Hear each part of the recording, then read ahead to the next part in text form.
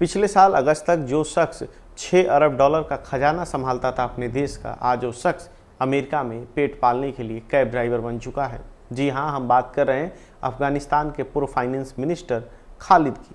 नमस्कार, मैं हूं नीतीश पांडे और आप देख रहे हैं लाइव रिपोर्ट। अफगानिस्तान पर तालिबान का कब्जा हो गया। अमेरिकी सेना मुल्क छोड़कर चली गई। प्रेसिडेंट अशरफ गनी और उनके मंत्री आवाम को बेचारगी में छोड़कर विदेश चले गए। खालिद भी उनमें से एक हैं, लेकिन उनके हालात गनी की तरह नहीं हैं। वो अमेरिका की राजधानी वाशिंगटन डीसी में कैब चलाकर गुजारा कर रहे हैं। वाशिंगटन पोस्ट से खास बातचीत में खालिद कहते हैं, अगले 2 दिन में मुझे 50 ट्रिप्स पूरी करनी है। इसके बदले मुझे $95 का बोनस मिलेगा। घर में पत्नी और 4 बच्चे हैं।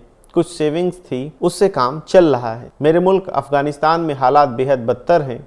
महामारी तो थी ही, अब सूखा भी पड़ रहा है। दुनिया ने तमाम पाबंदियां लगा दी हैं।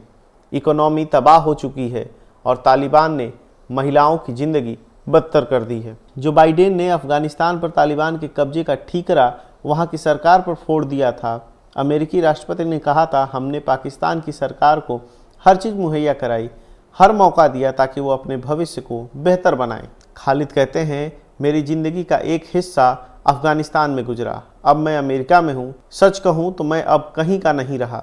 अपने मुल्क लौट नहीं सकता और यहाँ कोई ठिकाना नहीं। आज मुझे $4 की टिप मिली। खालिद बताते हैं कि तालिबान के कब्जे के कुछ दिन पहले उन्होंने अफगानिस्तान के वित्त मंत्री पद से इस्तीफा दे दिया था। उनके मुताबिक लेबनान की एक कंपनी का पेमेंट नहीं हो पाया था और इसी वजह से राष्ट्रपति गनी मुझसे नाराज थे।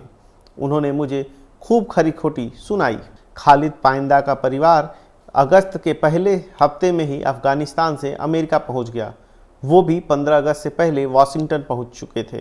खालिद कहते हैं, दुनिया ने हमें 20 साल दिए, हर तरह की मदद की।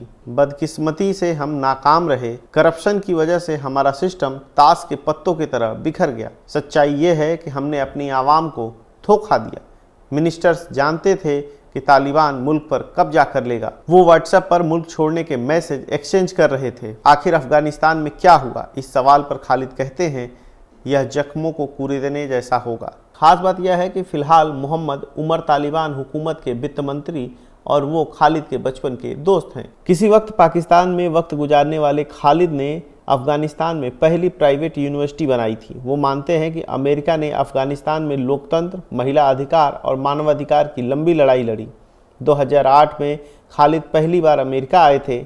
अमेरिका के कहने पर ही अशरफ गनी ने 2016 में उन्हें डिप्टी फाइनेंस मिनिस्टर बनाया था। काबुल में उनकी मां कोरोना से हार गई थी। उनके दोस्त और पत्नी नहीं चाहती थी कि खालिद वित्त मंत्री बने, क्योंकि उस वक्त तालिबान तेजी से बढ़ रहा था।